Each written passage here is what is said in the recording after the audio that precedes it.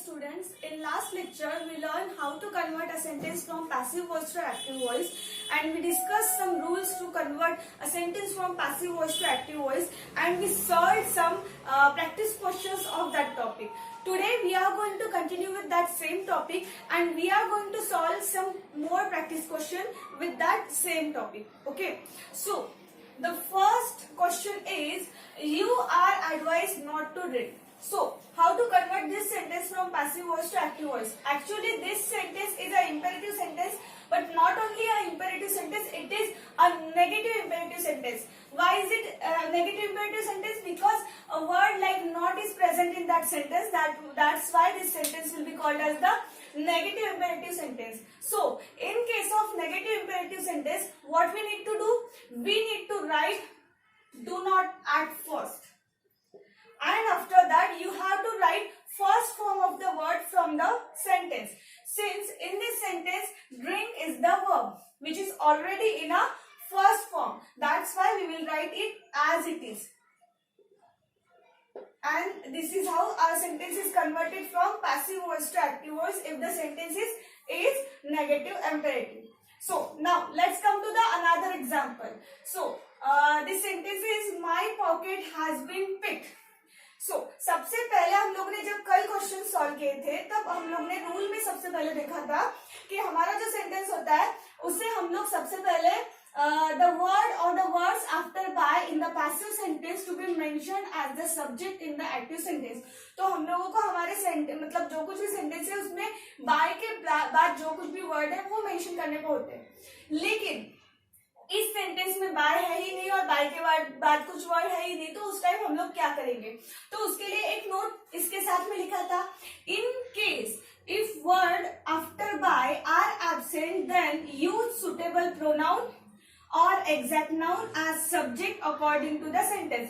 मतलब जो कुछ भी हमारा सेंटेंस है उसमें अगर बाय के बाद में जो वर्ड है वो एब्सेंट है तो उस केस में हम लोग सुटेबल उस सेंटेंस के अकॉर्डिंगली जो कुछ भी प्रोनाउन या फिर एग्जैक्ट नाउन है वो हम लोग लिखेंगे.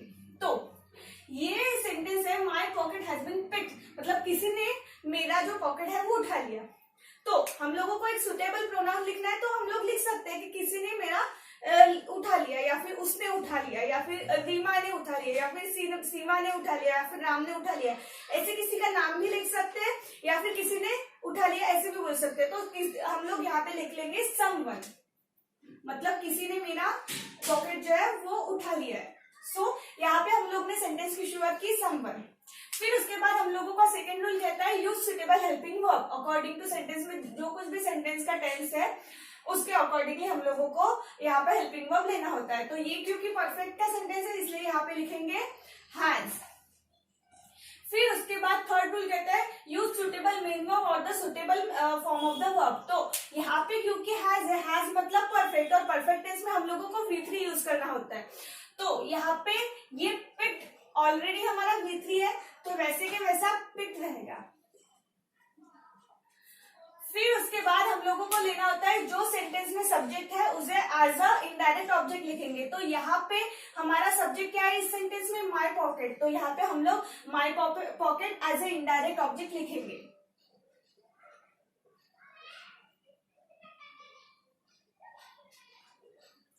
फिर उसके बाद फिफ्थ रूल कहता है कि word between by V3 and by to be referred at the end. तो यहाँ पे तो हमारा बाय है ही नहीं तो V3 और बाय के बीच में कुछ रहेगा ही नहीं, तो यही पे हमारा सेंटेंस एंड हो जाता है. तो ये हमारा सेंटेंस था my pocket has been picked और उसका पैसिव टू एक्टिव में कन्वर्ट हो गया someone has picked my pocket. So like this अगर हमारे सेंटेंस में बाय और उसके बाद के वर्ड्स एब्सेंट है तो उसे हम लोग इस तरह से पैसिव टू एक्टिव कन्वर्ट कर लेंगे.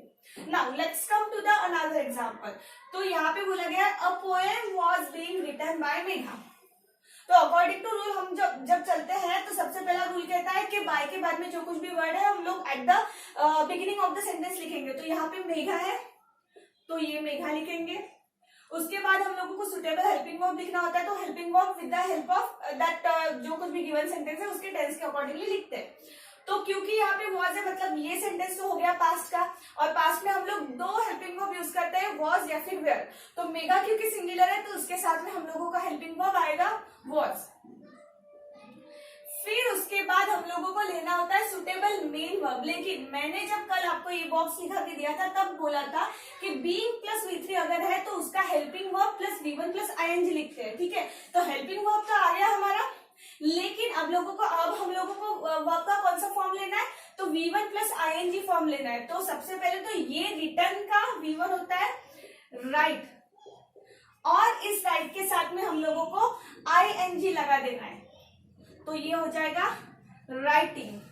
फिर उसके बाद हम लोगों को फोर्थ रूल कहता है कि हम लोगों को जो इस सेंटेंस में सब्जेक्ट है उसे एज ए इनडायरेक्ट ऑब्जेक्ट लिखना है। तो यहाँ पे द अ पोएम हमारा सब्जेक्ट गिवन सेंटेंस में है, तो ये बन जाएगा हमारा इनडायरेक्ट ऑब्जेक्ट यहाँ पे अ पोएम। फिर उसके बाद word between V3 and bye हम लोगों को eight the end of sentence लिखने होते हैं, लेकिन यहाँ पे V3 के और बाय के कुछ बीच में कुछ है ही नहीं, तो हम लोग वहां पे नहीं लिखेंगे, वो वैसा का वैसे छोड़ देंगे। तो ये सेंटेंस हमारा था a poem was being written by Megha, तो उसका कन्वर्ट हो गया Megha was writing a poem, मतलब ये कंटिन्यूअस वाला सेंटेंस है, तो ये इस तरह से हम लोग कन्वर्ट करते हैं। अगर बीइंग आता है तो इस तरह से हम लोग को ing form of the verb use करना होता है। Now let's come to the another example.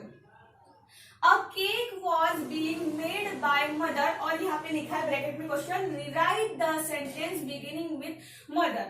तो अभी तक हम लोगों ने एक्टिव टू पैसिव या फिर पैसिव टू एक्टिव के जो भी क्वेश्चंस हम लोगों ने सॉल्व किए थे उसमें हम लोगों को दिया था कि change the given sentence into active voice, या फिर ऐसे बोला गया था कि change the given sentence into passive voice.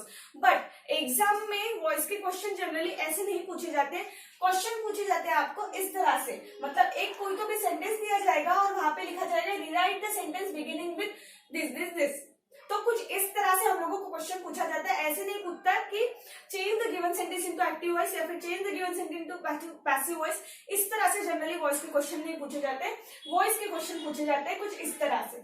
तो अगर आपको कुछ इस तरह से सेंटेंस क्वेश्चन अगर दिखता है तो समझ जाइए कि ये सेंटेंस हमारा वॉइस में कन्वर्ट करने के लिए है, मतलब तो उसमें लिखा तो होता नहीं है कि एक्टिव में कन्वर्ट करना है या पैसिव में कन्वर्ट करना है, तो वो हम लोग कैसे ढूंढेंगे। तो मैंने जब आपका वॉइस टॉपिक शुरू किया था तभी बताया था कि एक्टिव वॉइस कैसे पहचानते हैं। एक्टिव वॉइस वो होता है जिसकी शुरुआत सब्जेक्ट से होती है, एक्टिव वॉइस की शुरुआत सब्जेक्ट से होती है। ऐसे मैंने लिखा के भी दिया है, आप पेजेस पलट के अपनी कॉपी में देख सकते हो। जो पहला पेज है हमारा वॉइस का, वहां पे लिखा था कि active voice is a sentence starting with subject और passive voice is the sentence starting with object, मतलब पैसिव वॉइस की शुरुआत ऑब्जेक्ट से होंगी और एक्टिव वॉइस की शुरुआत सब्जेक्ट से होंगी। तो गिवन सेंटेंस हमारा एक्टिव वॉइस में है कि पैसिव वॉइस में, अब हम लोगों को ढूंढना है। अ cake was being made by mother, मतलब माँ ने केक बनाया है, तो क्या बनाया, केक बनाया, तो जिसको बनाया वो हमारा ऑब्जेक्ट हो गया, तो object at the starting of sentence आ गया, मतलब ये सेंटेंस हमारा हो गया पैसिव वॉइस का। अगर गिवन सेंटेंस पैसिव वॉइस का है तो उसे हम लोगों को अभी एक्टिव वॉइस में कन्वर्ट करना होगा। तो एक्टिव वॉइस में कैसे कन्वर्ट करते हैं, सबसे पहले तो बाय के बाद में जो कुछ भी वर्ड है वो हम लोगों को लिखना होता है, तो लिखेंगे मदर। फिर उसके बाद में हम लोगों को सुटेबल हेल्पिंग वर्ब लेना होता है, क्योंकि हमारा सेंटेंस पास्ट टेंस में है, तो यहाँ पे हम लोग पास्ट टेंस में जो हेल्पिंग वर्ब होता है वॉज या फिर वेयर वो लेते हैं। मदर क्योंकि सिंगुलर इसलिए हम लोगों ने हेल्पिंग वर्ब दिया वॉज।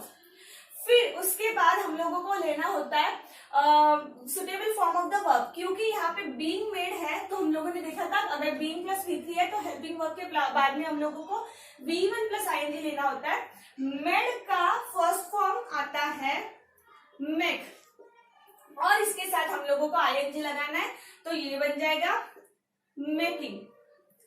फिर उसके बाद हम लोगों को जो सेंटेंस की शुरुआत में जो हम लोग का एज अ सब्जेक्ट आया है उसे हम लोग यहाँ पे इनडायरेक्ट ऑब्जेक्ट लेते हैं, तो ये अ केक यहाँ पे लिख लेंगे एज अ इनडायरेक्ट ऑब्जेक्ट।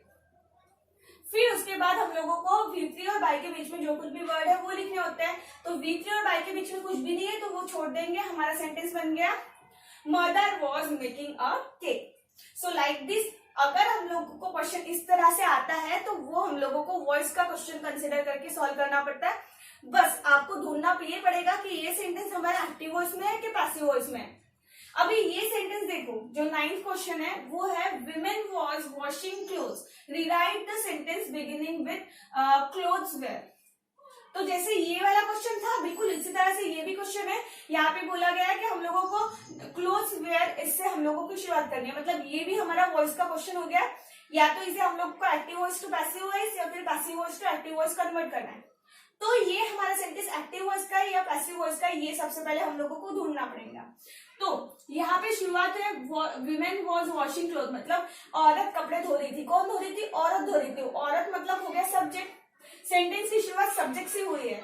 अगर सेंटेंस की शुरुआत सब्जेक्ट से होती है तो वो सेंटेंस हमारा एक्टिव वॉइस का सेंटेंस होता है। मतलब गिवन सेंटेंस अगर हमारा एक्टिव वॉइस का है तो उसे हम लोगों को पैसिव वॉइस में कन्वर्ट करना पड़ेगा। सो जो कुछ भी हम लोगों ने रूल्स इससे पहले पढ़े थे कि active voice to passive voice करने के लिए क्या होते हैं, तो वो रूल्स को फॉलो करके आप ये क्वेश्चन सॉल्व करेंगे। So this question is for your homework. In next lecture, we are going to start with a new chapter. Till then, bye bye.